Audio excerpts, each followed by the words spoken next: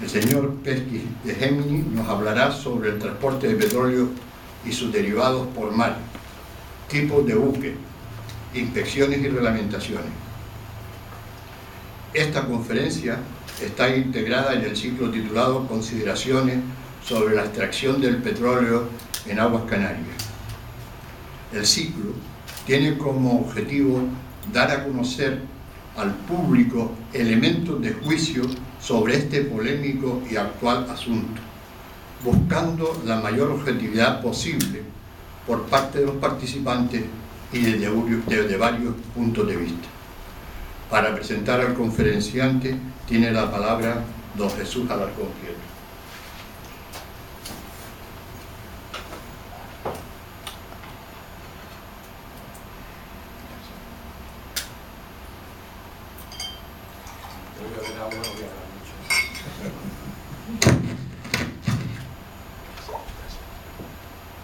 Buenas tardes, señoras y señores. Bien, me cabe la honra, el placer y no sé, la satisfacción de presentar a mi querido amigo y compañero, el doctor Pesky de Gemini, don Carlos, compañero profesional, y básicamente lo que quería es un poco introducir realmente lo que es toda su actividad. La actividad profesional de Carlos se empieza a desarrollar en el mundo de las navieras a partir prácticamente de los años 70, con una participación muy importante en el inicio en el grupo Álvaro González, especialmente dedicado al transporte de cemento, que es muy familiar para nosotros aquí. Él posteriormente pasa a trabajar en lo que es el grupo Magín Ferrer, la famosa naviera Naviberia, actualmente ya extinguida, y a continuación pasa a tener otra experiencia profesional que realmente es muy importante y que le marca, que es en Astilleros Españoles. En Astilleros Españoles desarrolla fundamentalmente en la factoría de Santander, en la que actualmente es titular Asticam de ellos, es decir, fue predecesor a lo que ha sido ahora mismo la actividad de Asticam. Posteriormente Asticam pasa a un negocio que nos resulta muy familiar, que es una naviera muy entrañable, que es Naviera Pinillo. Naviera Pinillo vive en una época convulsa, una época de mucho desarrollo, de las famosas conferencias Península Canaria, y desemboca, finalmente decide poner punto y final a todo lo que es su actividad en empresas de carácter naviero para pasar a otros tipos de actividad, la de profesional libre y fundamentalmente al mundo de la universidad. Entra en la universidad prácticamente en el año 1991, donde después de una trayectoria bastante brillante como profesor en distintas facetas, alcanza el grado de doctor en Ingeniería Naval, en una tesis en la cual pues tiene bastante relación con lo que actualmente es la conferencia que se pretende impartir. Precisamente las tesis tienen que desarrollar un tema que sea nuevo, que sea innovación, que sea, es decir, que anteriormente no se haya hecho un estudio sobre ese asunto o concretamente que se aporte algo a la ciencia. El caso, y perdonar que haga este pequeño inciso, sobre todo porque Carlos toma decididamente ver la influencia, estudiar a lo largo de su tesis, la influencia que tienen las reglas de los clubes de protección e indemnización sobre la construcción de los barcos. Esta tesis, que es profundamente innovadora y que causó un poco así sorpresa, la desarrolla de una manera muy brillante, la expone y básicamente pues tiene su máxima nota, y a partir de entonces ya continúa dentro de su labor en los docentes en la Universidad de Las Palmas, en la Escuela de Ingeniería, concretamente en el Departamento de Ingeniería Mecánica, donde consigue ya el ser catedrático de número de la Universidad de Las Palmas hasta que ha cesado por su jubilación. Paralelo a esta actividad, también ha tenido una actividad en la profesión, en el libre ejercicio de la profesión, es decir, como independiente, como ingeniero y como perito, en donde ha desarrollado, paralelo a esa actividad de su cátedra, que es puramente y estrictamente muy de ingeniería, que es la teoría del buque, ha desarrollado una actividad del mundo pericial ligada a compañías de seguros y a clubes de protección e indemnización.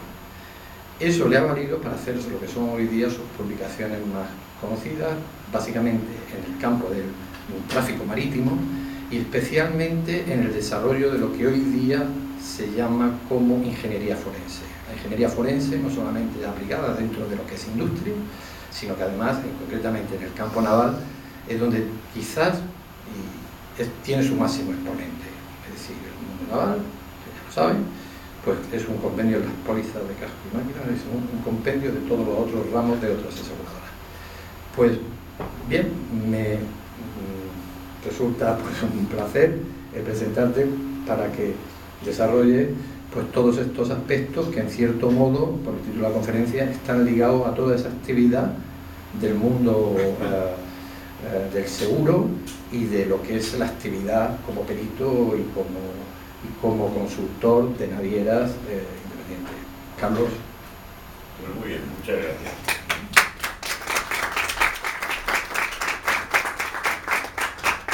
Bueno, señoras y señores, buenas tardes. El tema que voy a desarrollar podría ser objeto de un máster de 2 años. Como comprenderán, tengo pues poco más de 50 minutos y será un poco por encima, lo cual no quiere decir que luego el que quiera no pregunte lo que le parezca más importante.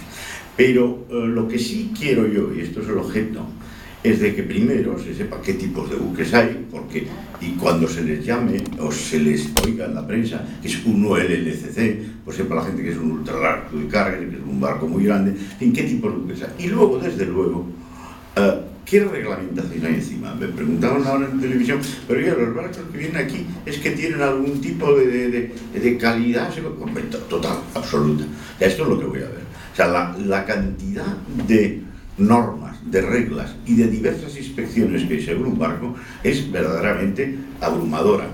El caso es que en la mayoría de las navieras tienes que tener una persona para que te lleve esos temas, nada más que de certificado, ¿verdad?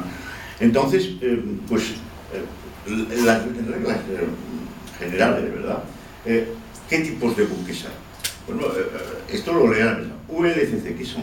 Ultra large cruise carrier, entre 320 y 550.000 toneladas. Lo más grande que el mundo es de 550.000 toneladas. Esos son monstruos de 450 metros o 470, con casi 70 de manga, ¿verdad? Con 30 y tantos de puntal, que son verdaderas, los barcos más grandes que se pueden hacer.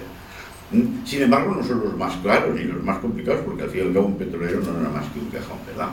Luego tenemos otros un poco más pequeños, los VLCC, que es Very Large Cruise Carrier. Estos son barcos hasta de 360.000 toneladas, 320.000, pero pues son un poco más grandes. Son los que llaman VLCC, porque cuando se escribe o lean por ahí, y lean un VLCC, quiere decir un Very Large Cruise Carrier, que puede llegar hasta 320.000 toneladas. Luego tenemos los Suezmax. Estos es una clasificación nueva de que se abrió el canal de Suez, se ensanchó para que barcos hasta del orden de las 200.000 toneladas pudieran ir por el canal de Suez. Pero todavía hay muchísimos barcos de mucho más, los Very Large Cruise Carrier, los Ultra Large Cruise Carrier, que dan la vuelta al Cabo de Esperanza y nos pasan todos por aquí. Aquí creo que pasan en el orden de los 1.500 barcos al año, o sea, de los cuales petroleros muchos.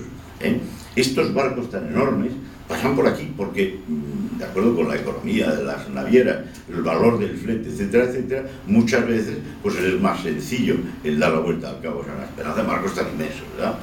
Luego tenemos los Aframax. Esto es una frase, una contracción, un acrónimo, o una conferencia que hay de fletes para barcos precisamente entre 80 y 120.000 toneladas, ¿no? Es un tipo determinado, ¿verdad?, de este tamaño. Luego vienen los Panamás, que son los barcos más grandes que pueden pasar por Panamá. Son hasta 80.000 toneladas. Ahora, cuando amplíen las esclusas del canal de Panamá, podrán pasar barcos muchísimo más grandes, ¿verdad? Luego pasamos a lo que llamamos los product tankers, de estos hay muchos por aquí, estos que traen combustible, probablemente muchos a la refinería de Tenerife, o los que reparten petróleo por aquí, a las islas, los que dan, esos están en esa categoría. Y al final hay muchas barcazas de suministro que son muy grandes, especialmente en este puerto hay varias, porque este es un puerto de bunkering, Este es un puerto específico de bunkering, es decir, todos estos barcos que están fondeados ahí fuera, lo que están esperando es que llegue una barcaza de este tipo y le den combustible. Pero hay dos cosas bastante diferentes. Una son los crudos, que es lo que se saca de la tierra, y luego otros son los derivados. Los crudos son mucho menos peligrosos porque desde hace muchos millones de años, hay muchas bacterias que están ya acostumbradas a comerlos y al fin y al cabo se degradan, se evaporan y se mucho más rápidamente. Sin embargo, los derivados, como era el Prestige, que era un fuel intermedio, yo cuando fue el Prestige todo lo que me preguntaba cuando venía al colegio general, ¿qué tipo de fuel lleva? Es que dependiendo del tipo de fuel lleva, iba a flotar, no iba a flotar, iban a ser hilillos, iba a ser una piedra. Era un intermedio, y esos son mucho más peligrosos y más dañinos, ¿verdad? Y luego todos los demás que llevan, pues llevan productos, claro, todos los barcos, aunque no sean petroleros, llevan muchísimo combustible. Un gran largo contenedor estos que paran por aquí, pues va a llevar 5.000 toneladas de combustible, o sea, y de fuels muy pesados, porque normalmente se van con motores diésel muy lentos que consumen fuels pesadísimos, que a temperatura ambiente podrías pisar y saltar. Lo que pasa es que hay que calentarlos para bombearlos y hay que calentarlos mucho más para poder inyectarlos en el motor, ¿verdad? Bien, pero esto es más o menos los tipos de barcos que hay. Ahora, ¿qué tipos de buques? Pues aquí tienen por ejemplo la imagen de un ultralargo de carga. Como ven, vosotros os fijáis el tamaño del puente al lado con el tamaño del barco. Estos barcos tienen una problemática, es que tienen anclado en el agua 20 metros. O sea, que tiene que haber una tormenta enorme para que esto se mueva mucho, ¿eh? Y luego tienen otra, que es que cuando los quieres parar, tardas media hora o 3/4 en conseguir que paren. O sea, el barco está por allá por Taliarte, y dices, voy a parar y paras en la isleta, ¿eh? Son barcos enormes, con una inercia enorme, que pueden ir de los 16, 18 nudos, 14 nudos. La velocidad depende de cómo esté el flete y de cómo esté el precio del combustible, se establece precisamente un óptimo, una velocidad óptima para todas esas cosas, ¿verdad? Bien, y pasamos aquí, por ejemplo, por aquí tengo un VLCC casi tan grande como el otro, pero son un poquito más pequeños, ¿verdad? Aquí tenemos un Suez más, un barco de este tamaño que ya pueden parar con Suez, son enormes de todas maneras, pero bastante menores, ¿verdad? LNG, yo hablar especialmente un poquito de estos, creo que están ustedes aquí fondeados. LNG es Liquid Natural Gas, quiere decir que es gas natural licuado. Esto, claro, son varios millones de bombonas de butano lo que lleva ahí, y estos por eso no les dejan ir al puerto, quedan ahí fuera porque nunca ha ocurrido ningún accidente en ellos, pero si ya ocurriera era tremendo, porque eso, claro, es unas 20 veces la bomba de Hiroshima, una cosa por el estilo, ¿verdad? Pero no ha pasado nunca ningún siniestro ni va a pasar, porque realmente es muy difícil. Que no va a pasar, no puedo decir nada, pero como decía antes, Dios mío, todo tiene un riesgo. El otro día un señor paseaba por el Retiro, la veía una rama y la mataba, no, porque cerramos el Retiro, mire, Ahora, en casos de polución y todo esto, que voy introduciendo un poco la idea de esto, lo que no suele haber es muertos. O sea, hay polución y no sé qué, pero no es como que se estrella un avión. Y ahí sí hay muertos. ¿Cuántos accidentes marítimos hemos tenido por aquí en los alrededores? Pues con 1.500 barcos que vienen todos los años, y bueno, no notamos que haya habido casi ninguno, pero pasan por aquí, O sea que realmente es un riesgo, pero muy paliado. Como vamos a ver ahora cuando vamos a analizar un poco los tipos de barcos. Estos traen gas natural licuado, es uno de los productos de las bolsas de petróleo y de las bolsas de gas. Puede haber que no haya petróleo, haya mucho gas, o puede que haya petróleo y sí, también hay gas, ¿no? Aunque ya, aquí tenemos un LPG, Liquid Petroleum Gas. O sea, se licúa el gas del petróleo, las mismas se licúa en las refinerías, todo eso que se obtiene del petróleo, que son los volátiles, la primera destilería, son gases. Ahí se transportan por el mundo, ¿verdad? Bien, digamos los productores, esos que transportan normalmente productos que ya van trayendo, ya ahora traen fuel, ya traen gasolinas, gasóleo de aviación, gasoil, de lo que se lleva el petróleo, muchísimo. Empieza a destilar, empiezan los gases, después vienen las gasolinas, después vienen los gasoil, o marine diesel oil, que es un poquito más viscoso, después empiezan con los fuel, pues por ejemplo, desde 60 segundos rasgos de Estados Unidos hasta los 3.500 o 4.000, lo que se llama los bunker C, que eso es absolutamente piedra, ¿verdad? Bueno, pues de estos son los que se transportan. Normalmente llevan aquí una típica barcaza a la que puede ir de aquí o de Tenerife aquí a traer cualquiera de los productos, ¿verdad? Y por último, pues la barcaza, esta misma, aquí de Boluda, es la que da combustible a los barcos en haciendo bunkering. Todos los barcos que están infondeados están esperando hacer bunkering, porque les interesa muchísimo, por ejemplo, venir de Argentina con 500 toneladas más de crudo y no llevar 1.000 de combustible y llegar aquí, haber consumido 500, echar otras 500, pero han llevado 1.000 de carga o 500 de carga más, ¿no? sea, que los armadores hacen un estudio muy precisamente de cuándo les interesa, hasta dónde les interesa cargar. Pues si llevas mucho combustible, eso no lo llevas de carga. Por lo tanto, si llevas menos combustible, pues llevas eso más de carga. Y luego tienes que tomar combustible en varios lados. No interesa tomarlo en tierra, porque suele salir más caro, lo que es el atraque, plásticos, amarradores, etcétera, etcétera, etcétera. Y bien estudiado lo tienen los señores que dan estos servicios de la que lo dan para que sea interesante y rentable a los armadores, ¿verdad? Bien. Aquí tengo un barco, ahora se habla mucho, pero este es un monocasco. Esto era como eran antes los petroleros. Aquí llevaban, ¿verdad? Aquí llevaban combustible, petróleo, llevaban petróleo y aquí petróleo. Puede ser que llevaran 3 tanques, o puede ser que llevaran incluso 4. Eran los monocascos. Esto ya hace bastante tiempo que se reglamentó que no podían ser así, y se le iban a hacer barcos lo que llaman de doble casco. Aquí tienen uno, lleva ya unos tanques de combustible, de lastre, aquí, todo alrededor.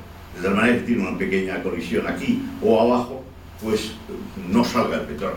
Bueno, la verdad eso es muy optimista, porque la mayoría de los barcos de este tamaño, si tienen un toque contra algo, se hace un agujero enorme. Y de luego, si se vara con una piedra ahí abajo, entonces entre el agua no sale el combustible, luego por abajo no suele salir el combustible.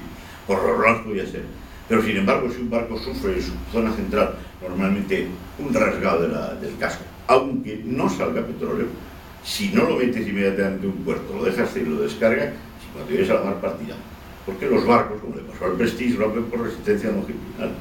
A los barcos haces unas hipótesis en las cuales tienes un barco, lo colocas una ola que tenga una cresta en proa, otra cresta en popa, llenas todo lo que puede ser en medio y vacías lo que está en los extremos. Es una situación de arroz. Y estudias esa viga apoyada ahí, como podía ser. Y luego la situación de quebranto, la ola pasa, tiene la cresta en medio, entonces lo del medio vacío y lleno los extremos. Bien, según eso, cuando yo estaba en la escuela se demostraba que no se podían hacer barcos de más de 100.000 toneladas. Porque claro, si metías una ola de 300 y pico metros, pues no había manera de que hubiera una viga que soportara eso. Y entonces se dijo, no, es que los barcos se apoyan en trenes de olas, la longitud media del Atlántico Norte es de 87 metros, depende de la... Y lo vamos a apoyar en muchos más puntos, así pueden hacer. Y entonces cuando algunos de los nuestros, el castillo de Belver, etcétera, etcétera, se encontraron en aguas de Sudáfrica, en olas muy largas, donde se une el Atlántico con el Índico, y se apoyó en menos puntos, pues partían. Todo eso evoluciona. O sea, cada día la seguridad de los petroleros es más. Cada día técnicamente se sabe más y cada día está más estudiada. El caso es que no suele haber siniestros petroleros. Cuando hay alguno, es por normalmente se han combinado varias cosas. El de la Moco, no sé qué, que fue, o el de Exxon Valdez, pues que se equivocó este señor, que se metió encima de la tierra. Eso siempre existirá, ese riesgo. Cada vez más, porque cada vez hay más cartas de GPS, cada vez hay más navegación automática, cada vez hay mejor radar, cada día mejor. Pero, bueno, esos riesgos siempre están ahí, ¿verdad? ¿Qué es lo que la rehabilitación? Que es una de las cosas que yo quiero decir fundamentalmente. Pero no, mire usted, cuando un barco se construye en otra construcción, primero una inspección del astillero. La inspección del astillero, que el control de calidad es fuerte. El astillero está jugando su prestigio y tiene un departamento de control de calidad importante, que va a ver todo, no solo el barco, sino cuando se construyen los motores, los demás, suele estar ahí. Y él tiene un libro, control de calidad. Después está la inspección del armador. Miren, el armador, es un petrolero, son barcos de 160 millones o 200 millones de dólares, ¿verdad? Ahora la construcción de 300.000 está en 100 y pico mil, pero vamos a subir y bajar los precios, depende cómo estén en las carteras de pedidos. Bueno, pues la inspección del armador normalmente si es un armador pequeño, es un barco que va a llevar, pero si no se contratan. Hay cantidades de empresas que se dedican a eso. En Noruega, en Escocia, en Inglaterra, en Holanda, en Alemania, y todos estos hacen que el barco cumpla exactamente lo que está firmado. Toda la especie de otros lados. Se examinan todos los planos, se le ponen observaciones, se van dando esas observaciones. Y si se proponen mejoras, porque se quiere considerar que hace falta una mejora. Pero eso lo controla todo, es una inspección. Que aunque la pague el armador, es un poco fuera normalmente del armador, ¿verdad?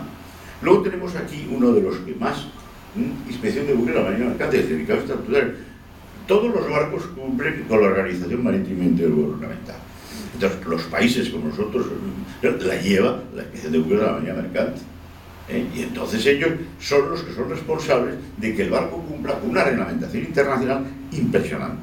Porque empiezas no solo con la seguridad, con el MARPOL, con el Air Pollution, emite una cantidad enorme de certificados. Certificado de construcción, certificado de navegación, certificado del equipo, inspección de la estación de radio, franco, gordo, arqueo, y sigues hasta desratización y desinsección. O sea, esos certificados tienen que pasar ese barco. Para que salga, tiene que estar perfecto en todos ellos.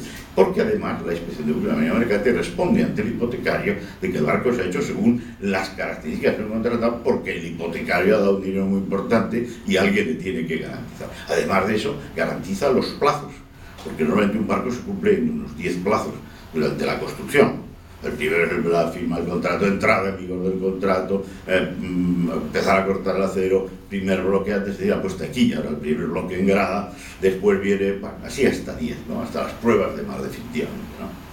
Después de esto está la sociedad de clasificación. Bien, la sociedad de clasificación es una de las empresas, no tienen ánimo de lucro, son independientes de todo y son las que garantizan que el barco cumple con unos estándares muy altos. Entonces esto empezó cuando en el siglo XVIII los armadores y los agentes de seguros privados, porque hubo una ley que hizo el rey Jorge, que solo había 2 compañías que podían hacer seguros, pero los particulares podían asegurar, ellos también, individualmente. Entonces se reunían en el Café del Joyce, una agencia de seguro de armadores, y claro, no decía, no, pues este barco es una birria, no, pues yo te mando un capitán, no, pues claro, es el tuyo, yo te mando el mío. Y entonces de eso salen, y por eso se llaman el Joyce Register, la primera en Inglaterra, unas sociedades formadas por armadores, aseguradores, constructores, etcétera, etcétera, que forman un staff y que contratan unos directores y unos inspectores normalmente formadísimos. Los reglamentos de las sociedades de clasificación, ya solo para construir un barco, que además hay específico para un petrolero, hay específico para un contenedor, etcétera, etcétera, pues son 2 tomos así de gordos. Y luego, librerías de recomendaciones.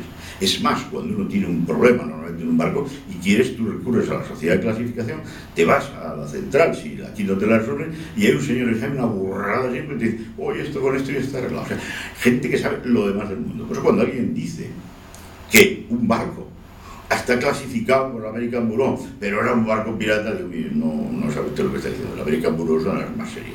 Sociedad de clasificación, el Register of Shipping, los franceses tienen el Bureau Veritas, los alemanes el Germanischer Joyce, los noruegos el del Norske Veritas, los americanos el American Bureau of Shipping, los japoneses el Nikon Kyoji Kyokai, los italianos el RINA. Nosotros tuvimos uno pequeñito, pero está absorbido ahora, realmente usamos el American Bureau, ¿no? ¿Qué es lo que pasa? Que es que si tú no estás en certificados, emiten 2 certificados, uno de caso y uno de máquinas, el seguro no te cubre. Lo primero que ocurre cuando hay un siniestro, lo primero que hace el perito vial es certificados. Y te pide los estatutarios y te pide los de clasificación. Y si no estás al día, digo, ¡ay, qué bien! ¡Cuánto lo siento, señor mío! Pero usted esto no lo cobra, porque tienes obligación de estar en clase. Y si tienes un siniestro, tienes obligación de llamar al inspector de la compañía de clasificación. Y están en todos lados. Aquí tienen oficina, Franchi Roca 1, tienen oficina en la mayoría de los puertos. Suele tener gente más, pero eso depende de Madrid depende a lo mejor de Londres, y tienen los mayores técnicos probablemente que hay capacitados en el mundo para estas cosas. Esas son las sociedades de clasificación. Pero además de esto, si otra cosa son los clubs de piana. Todo el mundo cuando habla de club dice, pues, pero si era un club, pero un club como el náutico, no era otra cosa.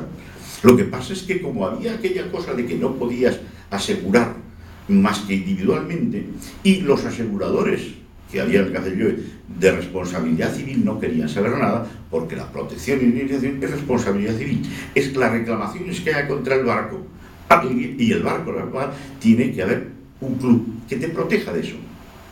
¿Qué ocurrió? Que se montaron en clubs, hicieron como una mutua, yo cubro los riesgos de todos los demás en proporción a lo que mis barcos son respecto a todos los demás, y se quedan los clubs, que inmediatamente, claro, tienen su staff, tienen tal, y contratan unos especialistas, que son los que te van a ver cómo está ese barco. Cuando se construye un barco, claro que hay, lo primero que hay un full condition survey, antes de que empiece a entrar en un club, que te lo van a mirar todo. Desde un punto de vista del club, ¿Qué responsabilidad? Porque el club te cubre polución. Luego todo lo que esté relacionado con posibles derrames de petróleo está mirado por el club.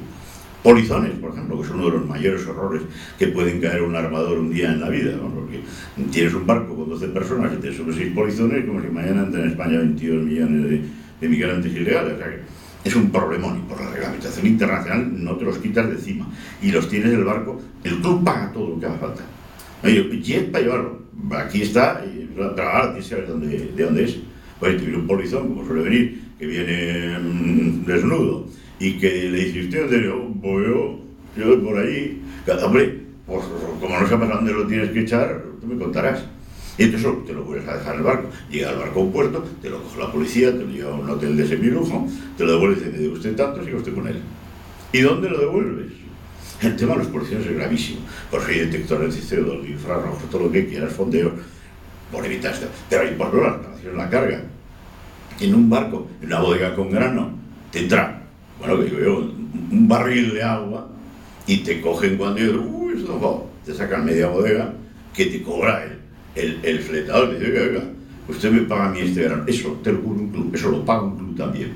Lesiones, un señor resbala en cubierta, se rompe la espalda y pues suele salir hoy día. Antes salía en el orden de, están unos 400 y pico mil euros, un siniestro de eso de alguien que se ha quedado, por ejemplo, paralítico, ¿no? Entonces lo paga el club. La enfermedad del capitán que lo tienes que cambiar, te lo paga. O sea, los clubs cubren muchísimas cosas. Y otra cosa muy importante, te cubren el flete de mora y defensa. Como lo quiere decir que lo más importante de esto no es el flete de mora que papel mojado, pero sí la defensa. En el puerto que tú estés, los clubs tienen un corresponsal con una firma de abogados de las mejores, ya más marítimos, que saben mucho de eso, que es el que te va a defender allí. Porque claro, no puedes coger y llevarte tú a Nueva York un abogado de Cuenca porque se pierde. Tienes unos buenos abogados allí que ya son muy expertos en este tema que te puedan defender, ¿verdad? Bien, aquí se me ha pasado antes otro, o sea que es que esto le da la gana cuando sale y pasa solito. Este es un momento, a ver si soy capaz de pasarlo. Bueno, inspección durante la construcción, bueno, pues ya hemos pasado inspección durante la construcción, ¿no? A ver. Inspector del astillero, que estaba hablando. Bueno, pues ya lo he dicho, el control interno, recoge todos los elementos del buque, tanto que... Es más, cuando un barco se construye, los equipos que hay no los compras en una tienda, se fabrican. Y cuando se fabrica, tanto el inspector del armador como el astillero, sobre todo la sociedad de clasificación, van y están las pruebas. Y si hay que hacer pruebas de banco, y si hay que sacar proventa, y el inspector de la sociedad de clasificación le pone un sello grabado en cualquier sitio y dice, esto está reconocido por mí. Ya no es que yo solo es el barco, la construcción, no, todo lo que lleva. Todo tiene que estar realmente inspeccionado, sobre todo por la sociedad de clasificación. Y luego por la inspección del armador, que suele estar siempre allí, claro, para verificar yo, y desde luego la del astillero. Las autoridades también están, las autoridades de Marina. Te hace una prueba de banco, mañana en un sitio, ahí está. El inspector de buques, el de la sociedad de clasificación, el del Joyce, el que sea, el del armador y el de las tiros, los cuatro por lo menos están allí, viendo a ver si todo cumple con todos los parámetros y los estándares que te han dicho, que el motor cumple con lo que llaman su Maximus Continuous Rating, que es la máxima potencia que puede de forma continua hasta el infinito. Y en ese estado el barco pues está siempre, y eso, que exige que se pruebe a unas determinadas revoluciones, unas horas, luego hay una sobrecarga del 10%, luego hay una sobrevelocidad del 3%, en fin, se le hacen perradas al motor, y cuando todo se ha salido bien y todos están de acuerdo, se desmonta una serie de cojinetes, se desmonta, se mira antigüedad, se venden los cojinetes, y si todo está bien, vale, y si no, yo he rechazado antigüedad de motor, o sea que quiero decir que no es una cosa muy inusual. Bien, esta es la inspección del astillero, la inspección del armador, que cumple todo, esto es lo que he ido contando un poco ahora, ¿verdad? Todos los equipos montados, están penalizados el buque, proponen modificaciones y mejoras, aprueban los extras, etcétera. La inspección del Estado. Bueno, es que aquí la inspección de buques del Estado no solo te inspecciona los barcos españoles, es que por el memorándum de París tiene la obligación de inspeccionar un 25% de los buques que les vienen de otros países. Luego, todos los años aquí se hace una State Port Control, que se llama, van los inspectores al barco, se pasan un día entero y te buscan todas las deficiencias que tiene, hasta las más mínimas. Si no son graves, te dejan salir el barco, pero al puerto siguiente que llegues tienes obligación de subsanarla. O te dan un plazo antes de un mes. Y eso todos los barcos. Por eso decimos, bueno, es que por aquí pueden pasar barcos que no cumplen a esto. Sí, claro, puede haber un barco bandera de Vanuatu, que es una bandera famosa, es una isla del Pacífico que tiene 10.000 habitantes, pero hay un tío en Nueva York, nuestro representante que da bandera y que no cumpla nada, pero aquí no llega. Podrá operar no sé por dónde, pero aquí en cuanto llega el primer barco, ¿qué tal? Y la primera vez que viene, ahora lo hacen. Y si está bien, sigue. Y si no, pues queda aquí. Muchos de estos barcos que hay que amarrar, porque no han podido esperar en el aquí que los abandona un armador.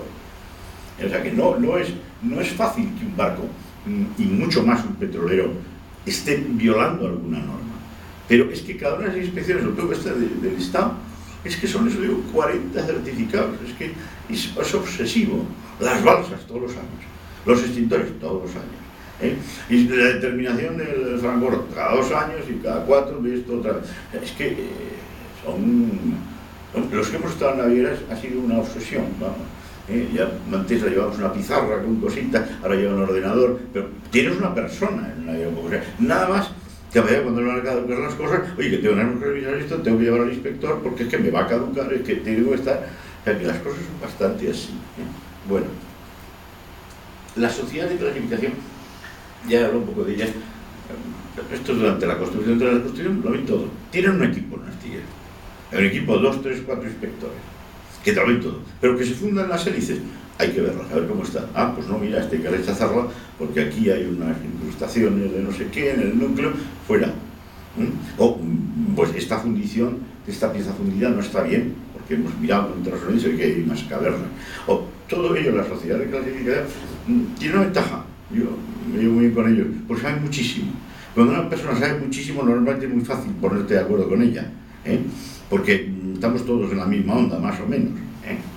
Claro, y cuando se inspecciona un motor, los tíos, y tienen, claro, tienen detrás tal background de conocimiento, de enseñanza, tienen tales posibilidades de ver y de analizar las cosas en sus sedes centrales, que claro, una garantía extraordinaria, ¿no? Extraordinaria, ¿no? Los clubs, ya hemos dicho, he hablado un poco de los clubs, ¿verdad? Y realizan un fútbol, dice, ¿sabes? Compañías aseguradoras, es que las compañías aseguradoras es las que esfuerzan mucho de esto. La compañía aseguradora depende de los certificados de los demás. Ella no te va a inspeccionar salvo que tengas una avería, entonces te manda un perito. Y entonces va a exigir que se repare bien, que cumpla otra vez todos los certificados, que le devuelvan la clase al barco. O sea ¿y qué es lo que pasa? Pues que si el barco no está en clase, es decir, no tiene la clasificación, o tiene un certificado de los que le involucran a lo que ha ocurrido, tienen un certificado que ha caducado, no te pagan. Por lo tanto, los armadores están muy interesaditos en cumplir. Bueno, hoy ya puede haber armadores que te autoaseguran, entonces puede que lo tengan. Digo que soy una compañía tan grande que me voy a asegurar aquí de casco y máquina, sí, ojo, de responsabilidad civil nadie tiene suficiente dinero. Porque un barco, la mera remoción de restos puede costar mucho más que el barco. Y bueno, ya no digo si no tiene un derrame de eso y se lleva por delante unas vejilloneras o unas... Bueno, empiezan las reclamaciones a pedir. El caso es que el Prestige, pues ¿qué podría valer ese barco? Pues 10, 12 millones de euros. Y la reclamación ha sido 3.500 millones. Eso quiere decir que todos los que se han sentido dañados han cobrado. O sea, que esa es otra. Porque hay... y hablaremos luego de los clubs, ¿verdad? Cuando hablemos de eso hablaré de dos cosas muy interesantes, ¿verdad? Durante la explotación, pues la inspección del armador se ocupe de todo. Normalmente él es el que está encima, el que está preocupado de que nunca se le venzan los certificados. Y bueno, pues suele tener, y en compañías grandes, claro, se conocen sus barcos muy bien, están continuamente. Yo estaba aquí en varias navieras, me acuerdo, en Pinillo llegaban los barcos y a las 8:30, ¿verdad? Y conozco a algunos estudiantes que yo, ahí estaban en el barco, ¿verdad? Y todos los días, en todos los barcos, y luego mandas al otro inspector y tienes un departamento de compra y los tienes los barcos, normalmente los más mantenidos. Pues es que si no, no vas a pasar el resto de las estas. Bien, aquí tenemos, ¿verdad?, las autoridades marítimas. Ya les digo, ahí está el memorándum de París del que hablabas, ¿verdad? Ellos hacen cumplir donde todos los barcos están, hay una organización que depende de uno, que es la Organización Marítima Intergubernamental. Esa tiene unos reglamentos, es el SEBIMAR, además tiene el MARPOL y tiene todo lo demás, que son certificados que tienen que cumplir todos los barcos. ¿Quién se encarga de que los cumpla? Hombre, pues si es un país muy pobre, lo encarga una sociedad de clasificación. Y la sociedad de clasificación, además de llevar sus propios certificados de clase, de casco y máquina, lleva todos los certificados que exige precisamente la Organización Marítima Intergubernamental. ¿Bien? Pero, bien, pues cada vez que llega un barco, por un motivo o tiene una denuncia, también van a verlo. Es que las autoridades marítimas van, y además las autoridades marítimas son las que hay que obedecer, como digo yo, porque es que es la que te manda la fragata. O sea, si tú no lo obedeces a ello, te puedes salir, vas a perder el seguro durante ese tiempo. Bueno, tú sales. Pero si te dice aquí la Capitanía Marítima que usted no sale, no sale, ¿no? Porque, ¿entiendes? Ellos tienen los tanques, los portaaviones, todas las cosas, y las fragatas, pues no puedes salir. Y aquí te quedas. O sea que hay que cumplir todo lo que dicen las antes, además, aquí las secciones de buques eran pequeñas. Había un sitio que había muchísimo, pero tenían poca gente, se fiaba de la sociedad. Pero ahora tienen una cantidad enorme de inspectores de todo tipo, de todo tipo. Bien. Aquí tenemos ahora, ¿verdad?, la sociedad de clasificación, que hemos hablado de ella, se van los reglamentos son importantes los inspectores. Los clubes de Piedra, voy a hablar un poco de los clubes de Piedra, porque el club de protección y indemnización cada día tiene más importancia. Tiene más importancia porque las reclamaciones que le pueden hacer a un barco son muchísimo mayores de las que puede valer su propio barco. Tú puedes navegar sin un seguro, pero luego sin un club no. No, porque es que además te lo piden ya en casi todos lados, ¿no? Pero además de que pagan la polución, ¿no? En los petroleros especialmente hay tres suplementos. Hay un suplemento que es Tanker Voluntary Agreement for Rehabilitation Pollution. Ese quiere decir que todos los armadores de ese club que saquen esa póliza pertenecen ya no solo a ese club, sino todos los clubs van a poner el dinero necesario para cubrir eso, para cubrir la polución de un petrolero. Ya no es un club. Fíjate que el United Cake, por ejemplo, tiene el 25% de los barcos del mundo, o sea, no son pobrecitos que hay por ahí, pero para tomarlos se unen juntos. Pero se pensó que eso no era suficiente, y entonces, porque claro, los petroleros dijeron, oiga, yo soy un petrolero, es el que se ha roto, pero el petróleo que se ha producido es de la refinería aquella o de la compañía esta.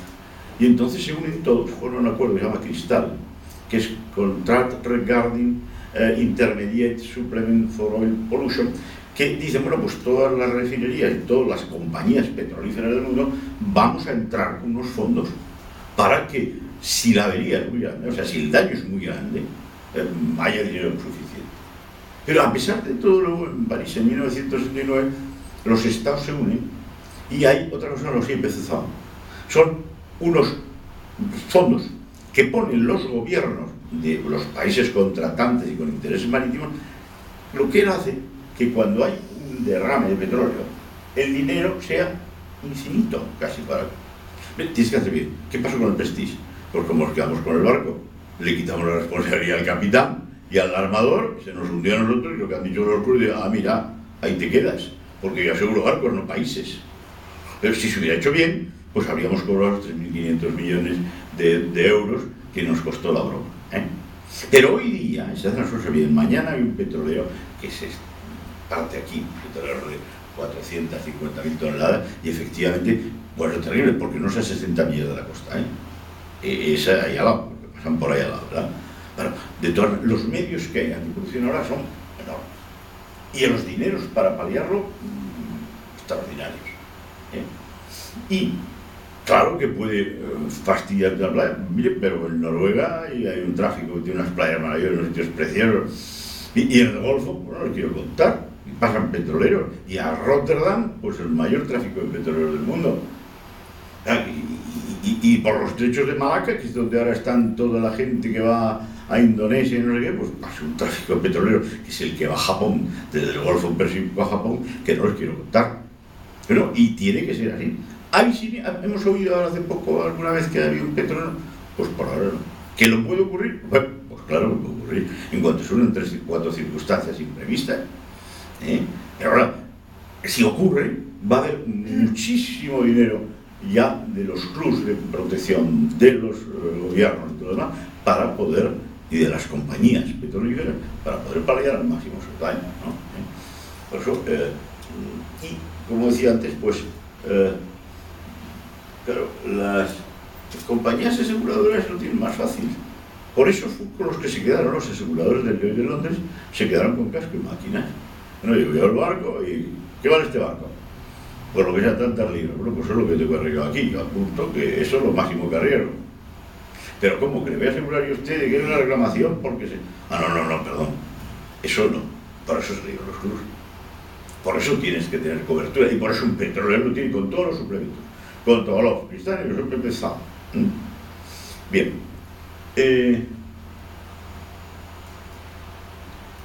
Bueno, pues en reglas generales esto es lo que yo he querido llevar un poco al interés de la gente, ¿no?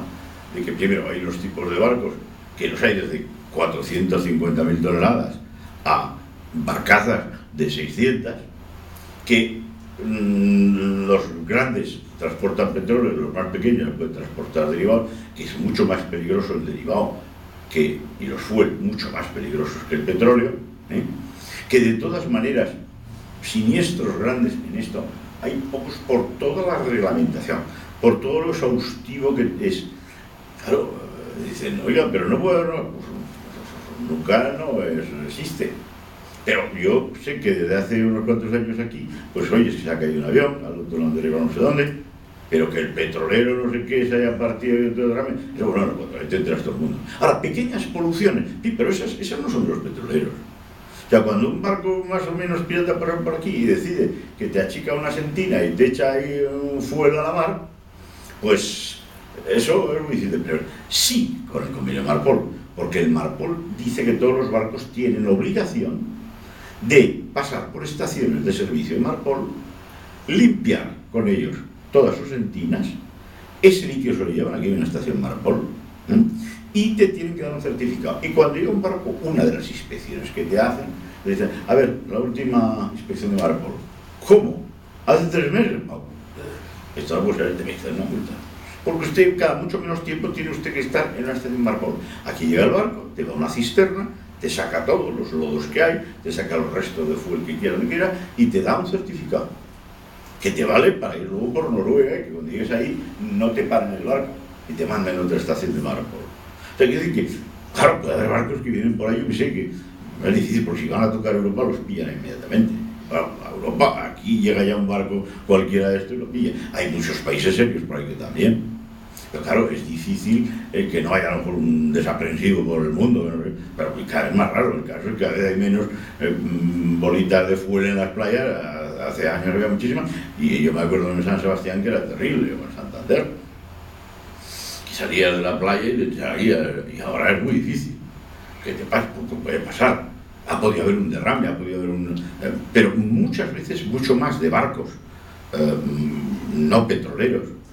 Los petroleros tienen además unas formas de trabajar muy precisas. El barco viene con petróleo, se descarga el petróleo, se limpia todo un tanque de decantación, que luego decanta el agua y el petróleo también se lo vuelves a mandar, la refinería no tiene ningún problema en refinarlo, y luego el tanque el lastre va aparte. Es que cuando eran monocascos el problema es que para que fueran, venían con carga, pero tenían que ir con lastre, luego tenías que meter agua.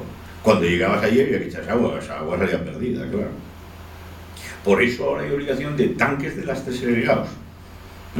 Y tú no puedes mezclar, pero en eso y en los mercantes. Porque los mercantes, me acuerdo que hacían un tanque mixto de fuel y de lastre. No, ya no. O es de fuel o es de lastre. De las dos cosas no. Y vamos avanzando. Además, por ejemplo, en toda la zona del Canal de la Mancha hay aviones sistemáticamente que te van fotografiando en infrarrojo. Y si hay cualquier vertido, queda perfectamente claro en una película.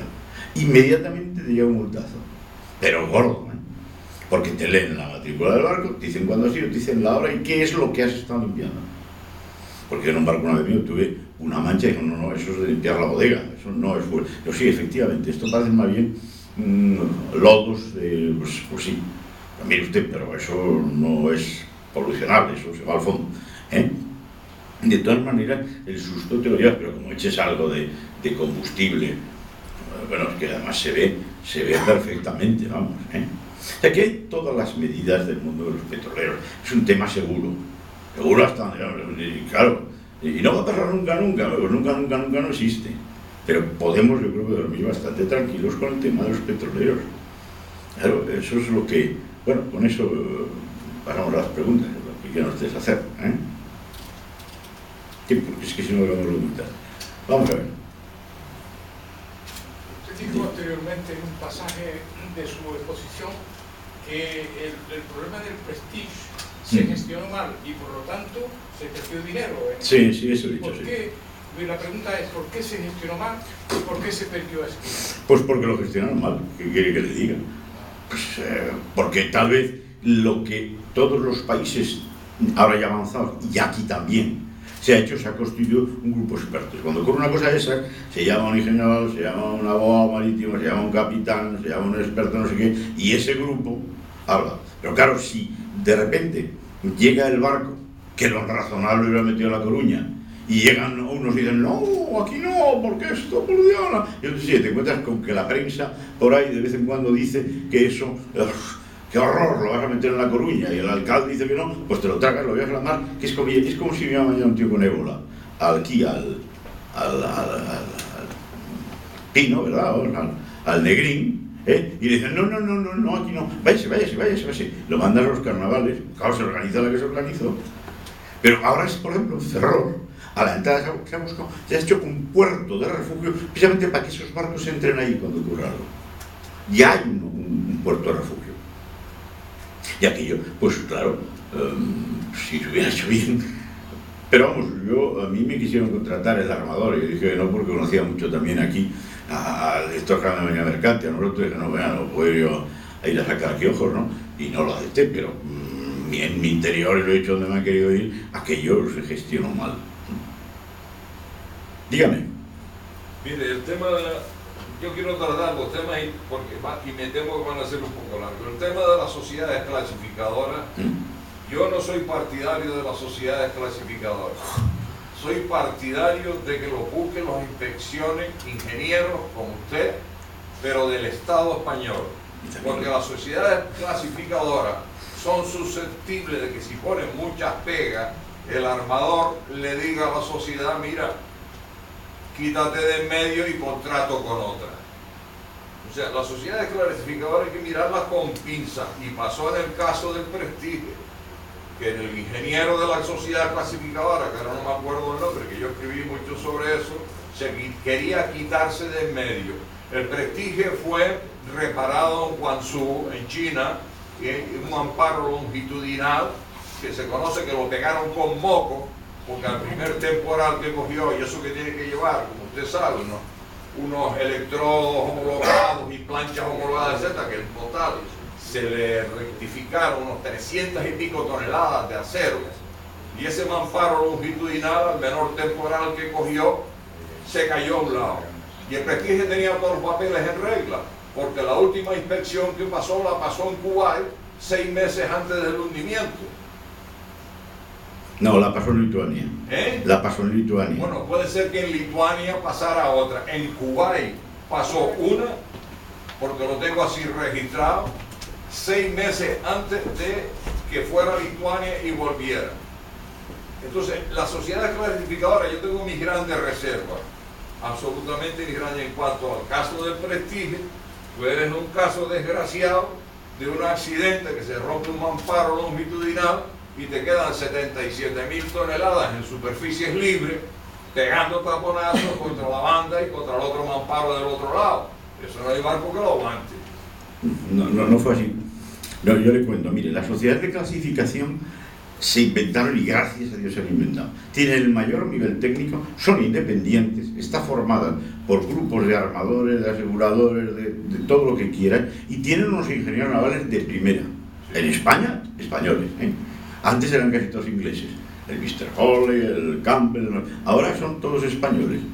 Y yo, que conozco muy bien lo que son las sociedades clasificadoras, desde luego te podrás cambiar, te puedes ir a otra. Ojo, si otra te acepta, porque no bajan los niveles técnicos mucho de unas a otras. Bueno, puedes sí, a la Russian Register, que la han hecho, ya no te asegura nadie si estás clasificado por los registres, pero por las principales, por un Lloyd's Register, un Bureau, un American Bureau, hombre, por Dios, esos son, vamos, incorruptibles, créame. Además, no solo son las sociedades de clasificación, están los estados y tienen banderas, la inspección estatutaria. Es que la sociedad de clasificación no es nada más. Es decir, el Prestige, el problema que tuvo, le voy a explicar, es que perdía por una banda.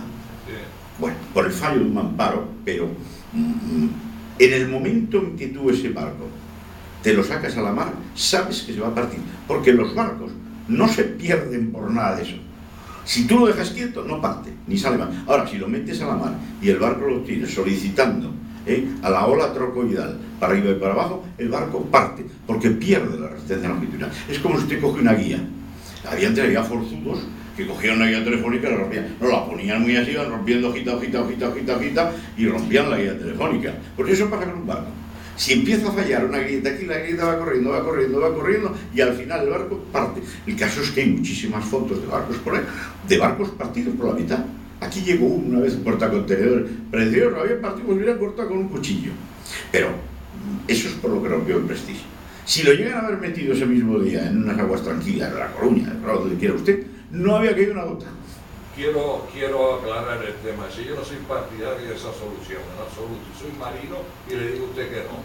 Porque, primero, en Galicia hay que meterlo en una ría, sí, pero los de la ría de Pontevedra querían que lo metieran en la ría de Arosa. Claro, eso Y los de la ría de Arosa querían que lo metieran en la ría de La Coruña. O sea que ya las autoridades estaban anulando por completo cualquier posibilidad de salvación. Para meterlo en una ría hay que tener en cuenta muchos factores. Primero, la profundidad de la ría. Hombre, claro, no lo vas a meter a quemar. El calado del barco, pero es que meterlo en una ría con un temporal del noroeste de Galicia, yo, capitán de un barco, le digo a usted que no lo mete. ¿Por qué? Porque tienen que acortar el remolque y pega unos estrechonazos que si no mata a todos los tíos del remolcador que están en la plataforma atrás, el barco parte, pues la catenaria es muy corta. Pero el barco tenía máquina, El barco tenía máquina. Claro que tenía máquina. Por eso podía haber entrado máquina perfectamente en la ría de La Coruña y haber atracado en la refinería. Pero ¿quién lo gobernaba si se marchaban todos? No, los marcharon. El capitán y el jefe de máquina. Nada más. Claro, se pasó ya después cuando les metió en el medio de la mar, claro. En una ría de una milla de ancho, como la ría de Pontevedra o la de Arosa, lo mete, se parte en ese momento el remolque y ya no lo puede recuperar y el barco se va a las Islas Cíes y la mancha de petróleo llega desde Cabo Finisterre el hasta barco Gran Canaria. entonces no estaba remolcado, iba por su propia máquina. Le podías haber puesto 2 remolcadores como seguridad y lo podías haber metido en aguas tranquilas. Pero si tú lo mandas por ahí, pones el ventilador. Y no solo polucionó una ría, que hubiera sido terrible, polucionó hasta de Francia hasta Portugal. Muy bien.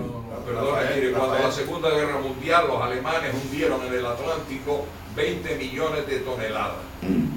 Rafael, perdóname. ¿Dónde está la polución? Concreta tu pregunta. No, la pregunta es que no estoy de acuerdo con el sistema de meterlo en una ría. Ya hemos porque oído la mata para siempre. Muchas gracias. Además que le agradecemos. ¿Alguna otra pregunta, por favor? Hola, yo quería preguntarle, por favor, por ejemplo, el último vertido que hubo aquí en Santa Cruz de Tirajana, que se supone que fue un buque que limpió la bodega suya, ¿cómo es que desde la delegación del gobierno a día de hoy aún no se ha dado ninguna respuesta? Pues yo qué sé. No. Ni la más bajo la idea, vamos. Lo he formulado quizás mal. Antes sí. Que hay un sistema que fotografía... El Canal de la Mancha. Vale. Entonces, si ese sistema existe, ¿quién tiene competencias para Por consultarlo? ¿Y cómo se hace ese las proceso? administraciones de Marina, pero aquí todavía no hemos tenido nombre. Es que en el Canal de la Mancha, como concurren 2 países, Inglaterra y Francia, pero además está Holanda, está Bélgica y pasa un tráfico enorme, se han podido permitir el lujo de tener eso allí. Aquí no lo tenemos. No, pero que haya un desaprensivo que un día tire algo, pero no digan grandes, esos son pequeños vertidos, vamos. Y si lo pillan, lo crujen, Carlos. No, a esos efectos un poco se acaba de poner en funcionamiento y aquí nosotros tenemos aquí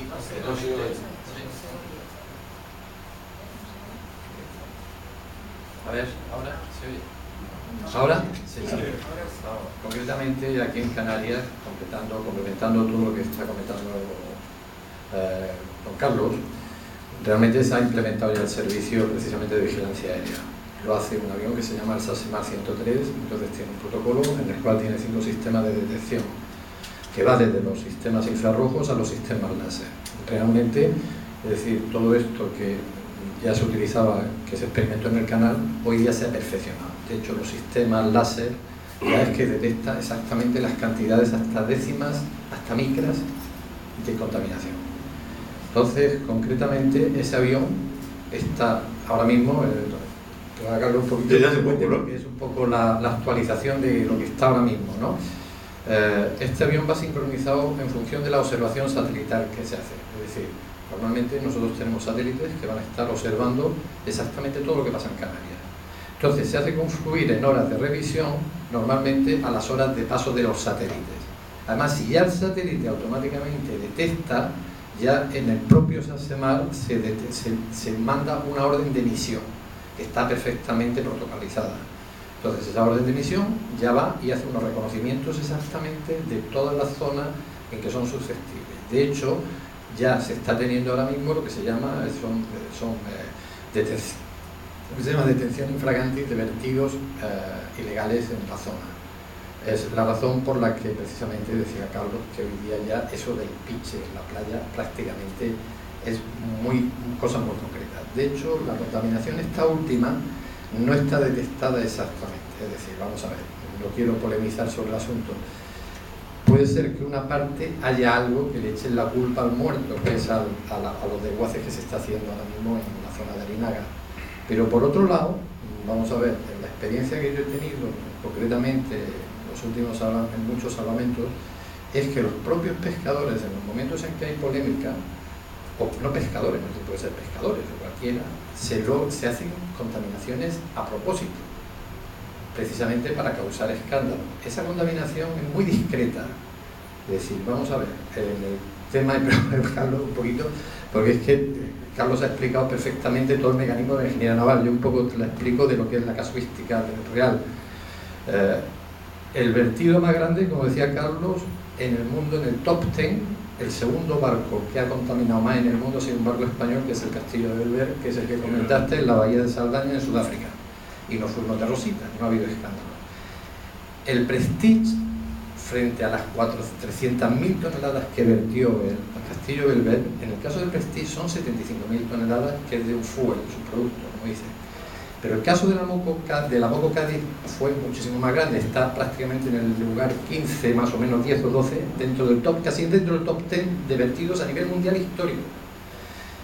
El que más desata escándalo es el Torre Kenyon, que es el que se produce aproximadamente a final de los años 70, que es en toda la evolución histórica de la construcción que hace Carlos, es precisamente el que ya da el primer aviso a los navegantes de que estamos teniendo problemas con los barcos petroleros. Pero el caso del Exxon Valdez, que es el que más nos rasgamos las vestiduras, fueron 25.000 toneladas, nada más. En un petrolero, en un superpetrolero, en un Bueno, total, resumidas cuentas, que aquí hay vigilancia ya. Está el SASEMAR 103, que está dotado de toda una equipación perfecta y que va a detectar cualquier movimiento que haya aquí de hidrocarburos, hasta de vertidos en los cuales es de carácter iridiscente la mancha, que suelen tener del orden de 1 a 2 micras de espesor la capa, es decir, el afinamiento que es impresionante. Es decir, que como dice Carlos, estamos muy protegidos y muy vigilados, y aquí no se muere. Entonces, cuando es una cosa tan discreta como es eso, realmente es muy difícil de determinar quién es. Nosotros lo que sí hemos hecho son análisis y por descarte en los casos de salvamento, en el cual nos han hecho una reclamación en respecto de eso, pues por eliminación de hipótesis hemos llegado a la conclusión de que muchas veces son cosas que están hechas a propósito precisamente para obtener un beneficio. Puede ocurrir eso, es decir, de hecho, como dicen, los sentinazos hoy en día es muy complicado y se están parando barcos todas las semanas, como está diciendo Carlos, precisamente simplemente por teledetección directamente. Te mandan la papela, te identifican, te dan, y cuando llegas a puerto, la multa es del orden de 600.000 euros por una contaminación muy pequeñita. En Estados Unidos llegan a $1 millón y medio de dólares. Bueno, eso es un poquito para aclarar de que sí estamos controlados y que evidentemente la delegación del gobierno no va a hacer, y eso va a necesitar una investigación muy detallada para realmente saber la procedencia a través de análisis y de todo. Pero por corrientes, eso huele muy mal ese vertido. Por corrientes y por la propia oceanografía de las islas. Huele muy mal. Nada más. Muy bien. Dígame. Buenas tardes, don Carlos. Os quiero felicitar por su exposición y quiero corroborar lo que ha dicho. Por mi experiencia marítima, que empecé navegando en pequeños buques de pesca costero yendo al Pulpo y he terminado llevando un supertanque de gaseros, de petroleros, de quimiqueros. Sí, en fin, prácticamente he navegado en todo tipo de buques en sí. Entonces, efectivamente, por suerte, hay muchísimos controles, pero donde está fallando el control es en las tripulaciones, ¿no? Ahí es donde falla el sistema. Y esto además ocurre por décadas, ¿no? Muchos de aquí recordarán que empezaron los grandes buques noruegos, con tripulaciones noruegas y nórdicos, en los que se ganaba muy bien y que lógicamente fueron trasladando a tripulaciones, en ese caso los canarios. Muchísimos canarios tuvieron la suerte de empezar a navegar con los noruegos y formarse, y tripulaciones españolas también, ¿no? Y eso, secuencias que siguen efectuándose cada 1 o 2 décadas. ¿Qué está ocurriendo actualmente? Pues que la gran mayoría de los profesionales que están preparados en